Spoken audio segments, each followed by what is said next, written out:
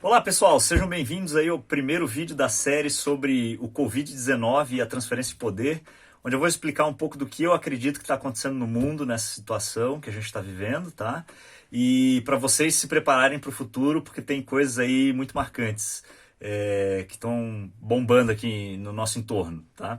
E eu já aproveito para pedir para vocês ir lá aí embaixo no sinetinho, se cadastrar, se inscrever aí no canal, tá?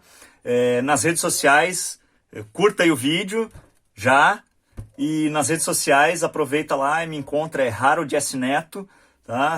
Principalmente no LinkedIn, se você tiver LinkedIn, se não no Instagram, Facebook, Medium, onde eu tenho meu blog e vou estar escrevendo sobre esse assunto que a gente está debatendo aqui. Também fiquem à vontade para se conectar comigo lá, ok? Então vamos lá, pessoal, como eu falei, esse é o primeiro de uma série, tá? Uma série de 3 vídeos onde a gente vai explorar aí um pouco do tema do Covid-19, tá? E a transferência de poder, tá? E aí vocês já vão entender o que isso tudo significa, ok? A primeira coisa que eu quero explicar aqui é uma visão meio histórica, assim, macro-histórica desse momento que a gente está vivendo, tá? E eu estou desenhando essa curva aqui, ela é uma curva histórica, que tem um formato exponencial, vocês já vão entender por quê, tá? Que ela explica como que o mundo tem evoluído, tá? E aí, o que acontece, né? O que a gente descobre estudando historicamente e tentando entender o futuro? A gente percebe que a tecnologia, tá? A tecnologia é o fator que gera transformação global e social, tá? A tecnologia é o fator que gera transformação global e social, tá? E a melhor forma que eu conheço, por enquanto, de entender o impacto da tecnologia na sociedade e tudo mais, uma das, né, e talvez a mais relevante, seja a explicação lá do Alvin Toffler, que ele fala assim, ó, que a gente está vivendo apenas a terceira grande revolução tecnológica no planeta. A primeira foi a revolução, tá, agrícola. Então o que acontece, gente, que é super interessante, tá? Antes da revolução agrícola, o ser humano era nômade, tá? Nômade. Por quê? Ele não tinha capacidade de plantação. Ele não sabia plantar, tá? Então o que ele fazia? Ele vivia em um ambiente que disponibilizava para ele recursos, tá? Aí ele ia lá, consumia todos os recursos daquele local, uma vez que eles acabavam, ele tinha que se deslocar, tá? Para outro lugar. Quando o homem começou a se desenvolver, tá? Ele conseguiu plantar, e a partir da plantação, ele já não precisava mais se deslocar, tá? E aí mudou todo o caráter social daquela época, tá? E consequentemente global, para um formato tribal, digamos assim, fixo, muito mais comunitário, tá? Mais comunidade, ok? Por que isso? Bom, porque agora o homem não precisava mais ficar pipocando de um lugar para o outro, certo? E aí esse formato de comunidade, a gente estuda lá na história que ele deu início lá às cidades-estados no começo, né? Cidade-estado, e depois teve império, e aí mudou todo o caráter social, tá? Agora, por que aconteceu a revolução agrícola, tá? E aonde que ela aconteceu? Esse que é o lance, essa é uma grande sacada. Normalmente, o desenvolvimento tecnológico está relacionado à geografia. A geografia, tá? Então, algumas civilizações, elas têm demandas geográficas específicas. A Revolução Agrícola ela aconteceu muito fortemente, tá? Em países ou regiões do planeta que tinham um inverno muito rigoroso, tá? Então o inverno era rigoroso. E aí esse pessoal precisava aprender técnicas para conseguir plantar. E foi aí que nasceu, por exemplo, a pá, a enxada, né? Que aí permitiu o cara a plantar e ter condições de criar o próprio sustento, o próprio alimento. Isso fez com que ele reunisse em torno de si animais, porque aí ele conseguia dar alimentos aos animais. E isso potencializou, né, criou toda uma nova organização social. A tribo que antigamente era nômade, tá? E, gente, isso aqui, ó, como tem essa diferença geográfica, demora anos, né, centenas de anos aqui nesse caso, até uma tecnologia chegar a outra tribo, né?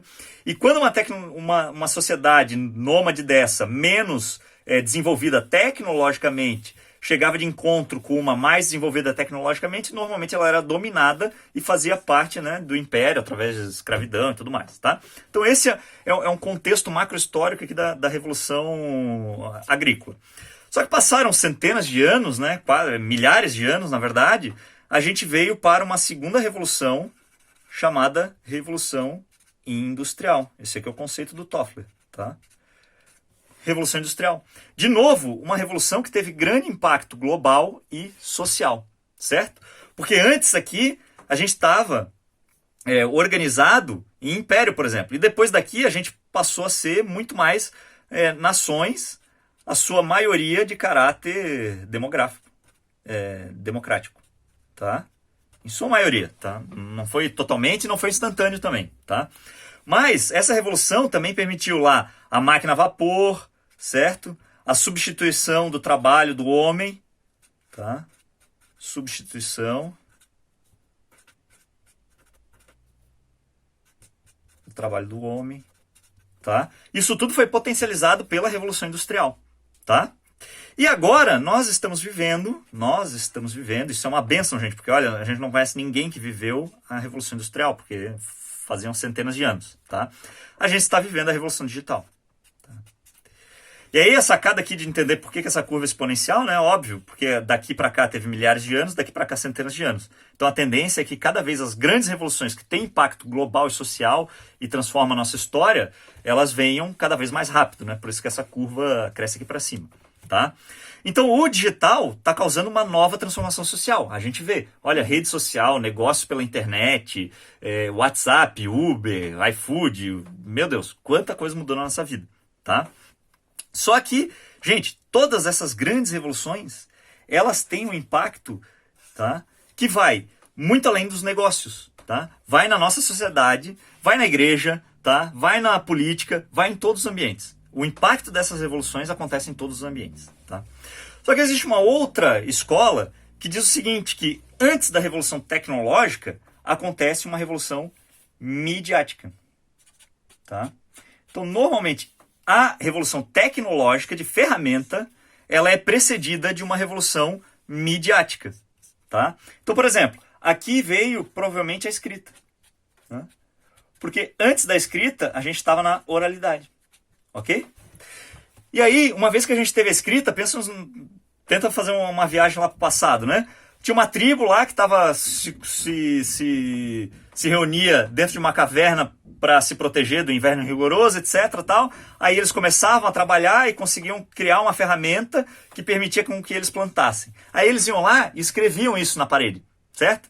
E aí uma outra tribo ia para lá, para aquela caverna depois, no futuro, e via aquele desenho e pensava, opa, peraí, aqui tem uma tecnologia que a gente não tem. Tá? Os caras conseguiram criar alguma coisa que a gente não criou, por causa da escrita.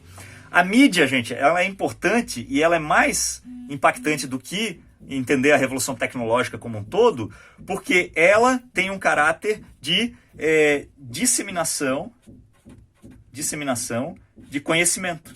Essa é a grande sacada. E por que a revolução midiática é tão importante, tá?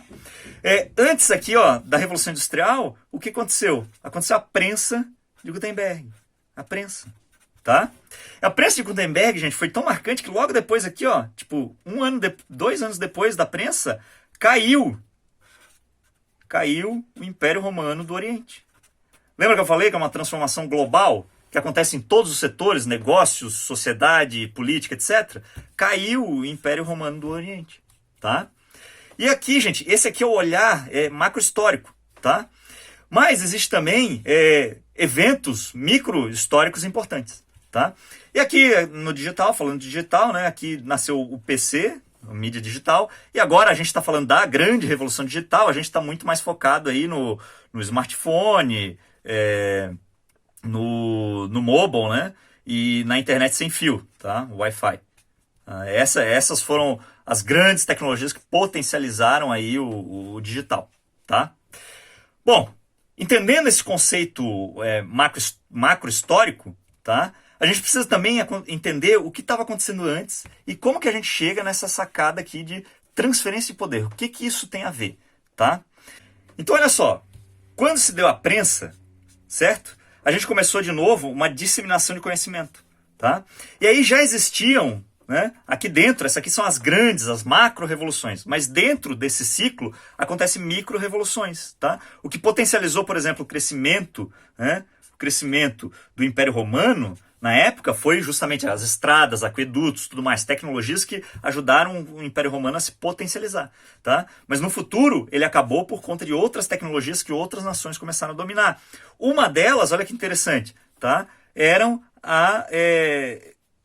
tecnologias que o Oriente estava começando a dominar, principalmente quem? A China, tá?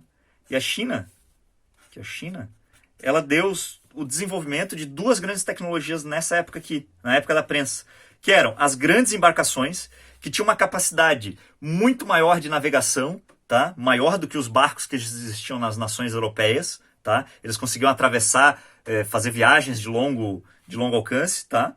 E o segundo aqui, vou tentar desenhar uma arma, tá? E o segundo, que era a pólvora. Só que para eles não era uma arma ainda, eles usavam lá para fazer fogo de artifício e tudo mais, tá? Então essas duas tecnologias aqui foram super importantes para potencializar a queda do Império Romano do Oriente, tá? E aí quando a gente estuda lá na história, a gente vai ver que Portugal e Espanha, né? Portugal e Espanha eram países que foram atrás dessas tecnologias e começaram a dominar principalmente essa daqui, né? As grandes navegações. Aí a gente vê lá o Vasco da Gama, Pedro Álvares Cabral vindo aqui para o Brasil, Cristóvão Colombo descobrindo a América, tudo mais. Então, essas tecnologias mudaram também o caráter da organização do planeta naquela época. Mas teve um país que foi super esperto e relevante nessa época aqui, tá? Nessa época da prensa. Que eles potencializaram o uso da prensa para aprender mais sobre mais coisas. E foi a Inglaterra, tá? E aí o que acontece? A Inglaterra também foi atrás disso aqui, ó. Tá? E ela começou, por exemplo, a financiar a pirataria, né? Tem várias histórias aí que o governo inglês, nunca foi comprovado, mas diz que o governo inglês foi quem financiou a pirataria lá no Mar do Caribe, cobrava os impostos lá dos países, tudo mais, e começou a fazer também a sua expansão, tá? Só que, gente, o que acontece porque essa transferência de poder, tá? Toda vez que a gente tem um evento assim macro-histórico de transformação midiática e tecnológica, tá?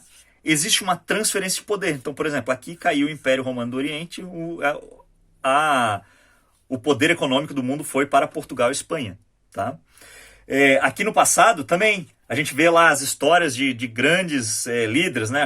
Alexandre o Grande, por exemplo, tal, subindo, crescendo, subindo e caindo e tudo mais, tá?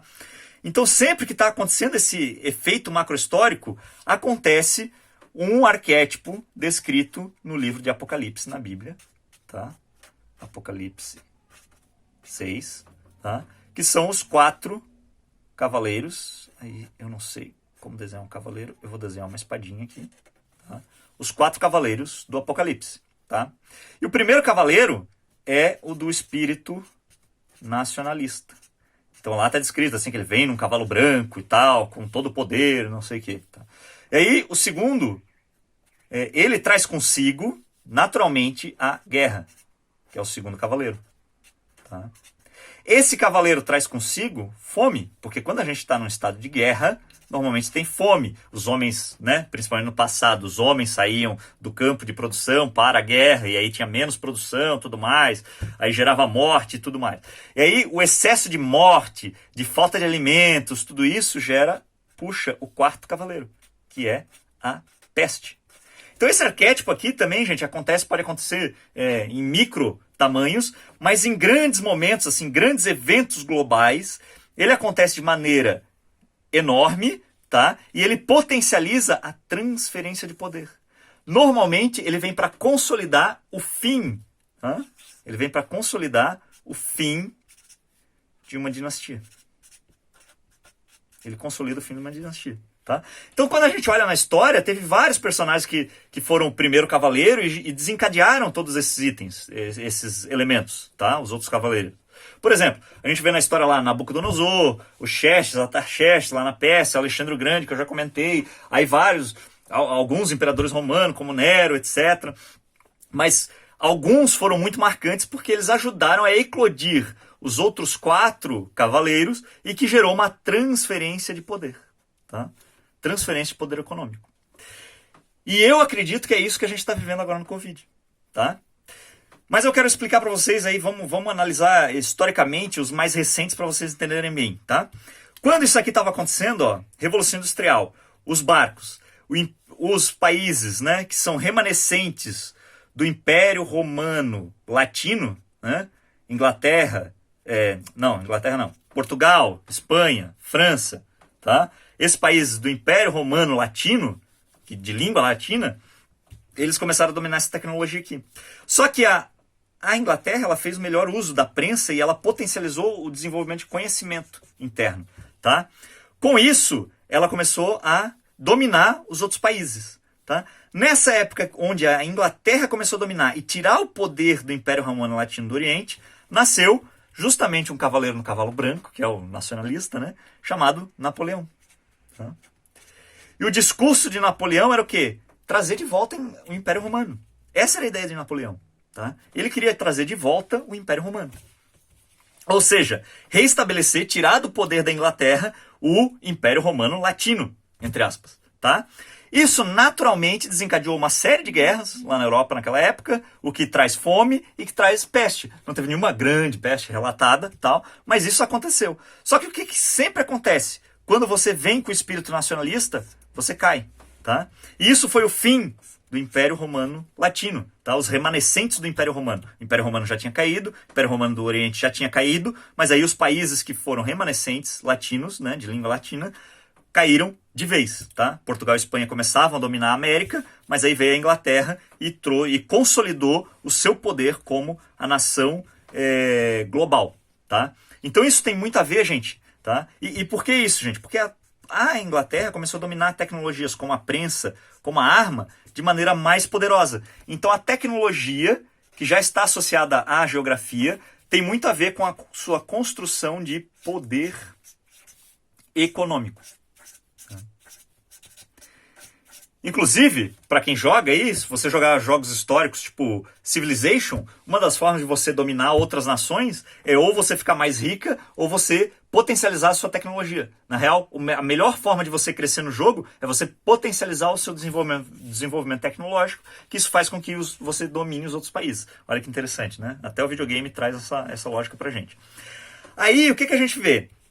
Depois da Revolução Industrial, mais ou menos aqui, ó, a gente começou a ver o crescimento de uma tecnologia que está associada ao macro momento histórico industrial, chamada eletrificação. Tá? Eletrificação. E a eletricidade, ela não veio da Inglaterra, ela veio dos Estados Unidos.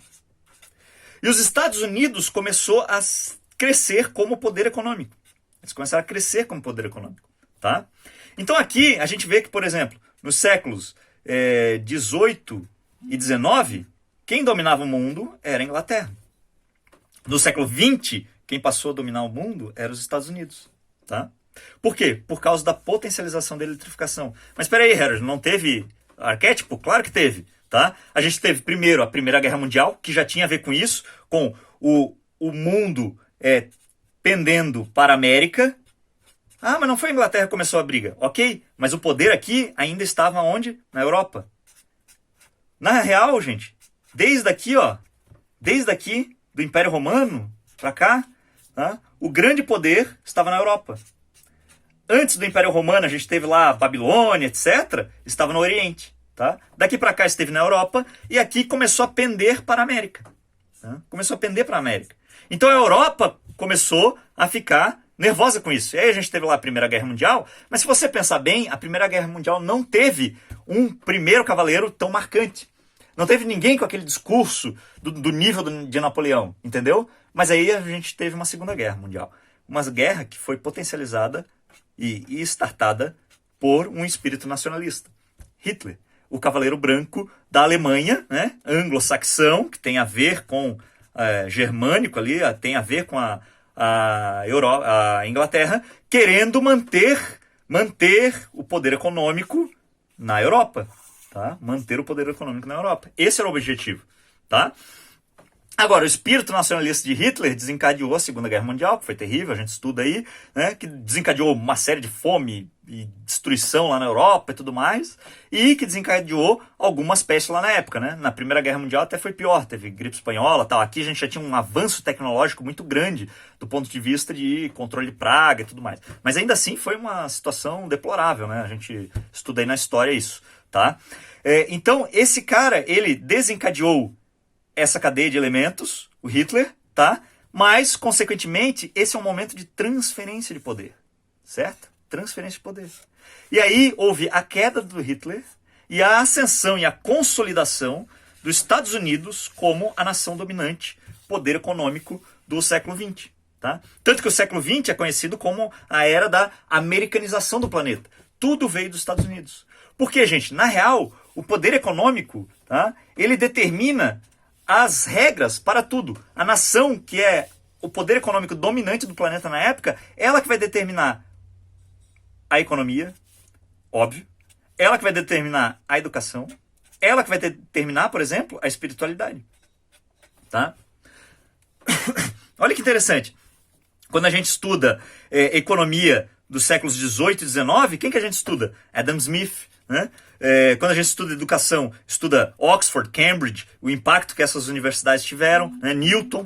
Então são todos personagens importantes por conta da Inglaterra. Newton é um pouquinho aqui perto da época da prensa. Né? Mas todo esse efeito econômico, educacional e espiritual tem a ver com a Inglaterra. Tá? Para quem aí é cristão, por exemplo, a igreja por John Wesley, Smith, Wigglesworth, etc. Então são nomes que têm a ver com a Inglaterra. Tá?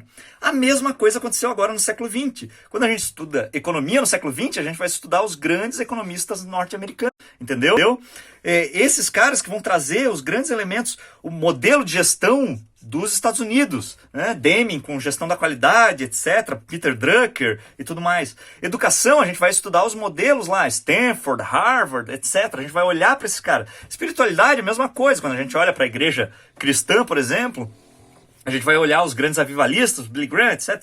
Então, gente, o poder econômico rege as diretrizes, tá, da sociedade. Tá aqui. Tá tudo conectado, entendeu? O poder econômico rege as diretrizes da sociedade. A forma de organização do governo, tá? Porque até o século XVIII e XIX era tudo império, porque a Inglaterra até hoje é império, tá? Mas a partir do século XX virou praticamente tudo nação democrática, porque os Estados Unidos trouxe esse conceito de nação democrática, tá? Praticamente todos vieram nesse formato, tá? Agora, gente, é interessante que se isso aconteceu no passado, tá? Um macro momento histórico, isso aconteceu no passado mais recente, a gente está vendo isso aqui, obviamente que vivendo num momento assim, tão importante do digital, tá, a gente ia passar por isso de novo. Tá? E aí a gente vai ter o nosso próprio cavaleiro do Apocalipse, né, no cavalo branco, primeiro, chamado Donald Trump. Tá? O que o Donald Trump trouxe? Ele trouxe qual discurso? Ele trouxe o discurso Let's make America great again. Let's make America. Vamos manter o poder na América. Esse era o discurso do Trump. Só que tem um problema aí nos discursos do Trump. Por quê? Existe uma série de estudos que diz que o poder econômico está muito atrelado à construção civil. Tá? E aí a gente vai começar a ver um desequilíbrio no mundo. Por exemplo, nos últimos 30 anos, todos os prédios mais altos do mundo, tá? Os predinhos mais altos do mundo, estavam no Oriente. Então, desde do Sears Towers, lá em Chicago, toda vez que nascia um prédio mais alto do mundo, ele ia para o Oriente. Tá? Foi lá o Taipei 101, a Petronas Tower, etc. Agora a gente está no Burj Khalifa lá, né? Além disso, tá? Dos top 10 prédios mais altos do mundo, somente um está no Ocidente. Então, começou a acontecer um desequilíbrio do poder econômico para o Oriente. E o que é mais interessante, tá? O PIB, nos últimos 3 anos, tá? Ele foi maior no Oriente somando, tá? Maior do que no Ocidente. E quem que estava liderando esse movimento? Obviamente, a China. Então o que aconteceu? De novo, né? Aqui a gente veio do Oriente para a Europa, para a América. Agora a gente tem que naturalmente voltar para o Oriente, tá? Então, o que começou a acontecer? Um desequilíbrio das tecnologias. Porque lembram que a Inglaterra foi quem dominou aqui, né? Quando caiu o Império Romano, primeiro Portugal e Espanha, por conta dessas tecnologias aqui. Depois a Inglaterra dominando o industrial, os Estados Unidos dominando a eletrificação. Aqui no digital, o que acontece? Quando nasceu o mobile e o 4G, essas tecnologias ainda estavam com os Estados Unidos. Mas a gente está falando de novas tecnologias agora, como o 5G, que são as mais promissoras do desenvolvimento global da próxima grande revolução, e a inteligência artificial. Essas são duas tecnologias base, fundamental, para a próxima grande revolução. E quem está dominando essas duas tecnologias no mundo hoje? Obviamente, a China. Entendeu? Então o discurso nacionalista do Trump, ele faz sentido, porque ele está perdendo o controle por conta do poder de crescimento da China por causa dessas tecnologias. Tá? Então ele nasceu com esse discurso nacionalista. Só que isso gerou uma guerra. A gente evoluiu como sociedade e não foi mais uma guerra bélica, até porque guerra bélica praticamente não tem mais, né? Vocês viram lá o Trump detonando aquele cara do Irã lá com drone carregada, dirigida à distância e tudo mais. Então, um negócio maluco, né? Essa guerra ela foi muito mais econômica. Os Estados Unidos começou a fazer sanções por causa do que? Justamente 5G, gente. Começou uma briga por causa do 5G, porque quem domina essa tecnologia no mundo é a Huawei, né? Que é uma empresa chinesa. Né? Essa guerra econômica, gente, começou a gerar fome. Né? Por quê? Teve uma mudança nos preços das commodities, uma maluquice. Tá? E aí a China, que depende, por exemplo, muito do porco na sua alimentação, ela começou a ter problema com isso. E aí eles começaram a abrir a porta para produtos mais baratos. Produtos mais baratos levaram, por exemplo, lá para a China e para a Europa a peste suína africana, que gerou uma devastação da produção de porco no mundo, etc. E aí, lá na Ásia, né? E aí isso desencadeou o quê? Um afrouxamento das regras do governo chinês para a alimentação de animais selvagens. E desencadeou a peste que nós estamos vivendo, Covid-19. Entenderam? Então, o discurso nacionalista de Trump, Let's Make America Great Again, desencadeou essa guerra econômica, que desencadeou fome, maluquice aqui no... Essa fome não precisa ser literal, tá? Que foi a maluquice nos preços das commodities, que realmente algumas grupos lá na China começaram efetivamente a passar fome e tiveram mais acesso aos animais selvagens, o que desencadeou peste, tá? Então o que a gente precisa entender agora, gente... Claro, a gente tem os nossos desafios de agora, de passar por essa quarentena e tudo mais, mas a gente precisa entender que a gente já está vivendo modelos de sociedade, tá, por conta dessa quarentena, que tem a ver com a China. Porque a tendência agora é que o mundo passe a ser liderado pela China. E quando eu falo liderado, eu estou falando pelo menos desses três pilares: econômico, educacional e espiritual. Agora, a grande sacada é a gente, a partir daqui, entender o que isso significa para nós, para o nosso futuro. Tá? Porque o poder econômico agora está com esses caras aqui. Esse momento é o momento da transferência de poder. O Covid-19 é muito mais importante do que vocês estão imaginando. A gente já sabe que é importante porque o mundo nunca tinha parado tanto tempo assim, certo? E de maneira tão global. Mas ele é muito importante porque ele é um momento histórico, macro-histórico, de transferência de poder. Tá? Onde a gente termina a era americanizada dos Estados Unidos e passa a voltar para uma era oriental com a liderança da China. Beleza, pessoal? Bom, era isso que eu tinha para explicar para vocês no vídeo.